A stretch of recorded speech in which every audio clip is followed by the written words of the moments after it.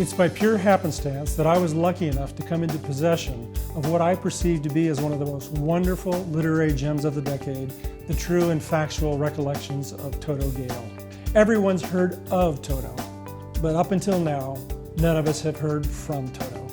With the publication of this book, the world will now have the opportunity to hear Toto's quiet wisdom and thoughts on leadership. I think you're really going to enjoy it.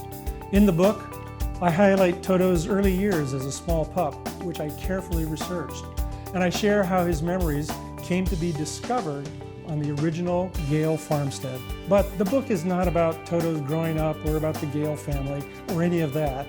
Rather, the book is about the leadership lessons from The Wizard of Oz, from the perspective of Toto as the one person. No, he's not the one person, just that one wonderful, faithful companion who accompanied Dorothy on her visit to Oz on that fateful day back in the late 1930s. We all remember the story from our childhood. In fact, The Wizard of Oz is perhaps the most delightful story of all time. For many of us, the story has become part of our lives, and it's because we grew up in this environment, sitting in our living rooms and with our families, that we know this story. But we've never heard everything that happened, all of the events, all of the lessons from the perspective of Toto. Before Toto gets into his leadership lessons, he made one request at the beginning of his memoirs. Whoever finds these words must share them with the world so that beyond the story, the leadership lessons from The Wizard of Oz can be known far and wide by friends and quiet ones throughout the world.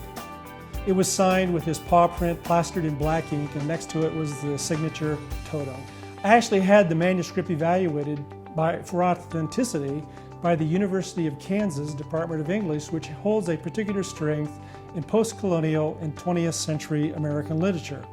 One of the academics, who was a specialist in rare canine literature from the Dust Bowl era, actually judged the manuscript to be genuine. So I know.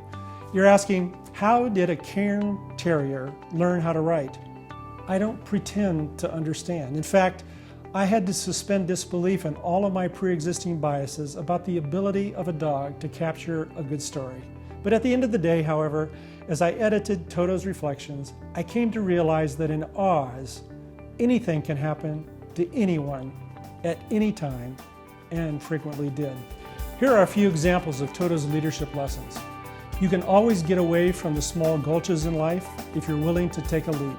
You will miss the magic of those around you if you think of them as little people. Leadership is not about brains, but thought that comes from reflection and soul. And there's many more lessons that are included in the book. I think you're going to enjoy this little treasure as much as I did in editing it. Toto's legacy is more than his bark. His reflections capture the practical lessons that we all can use to both lead and follow. I came to appreciate over the last year that Toto's wisdom far exceeded his height. And I look forward to sharing the whole story with you so that very soon the leadership lessons of The Wizard of Oz can be available to everyone.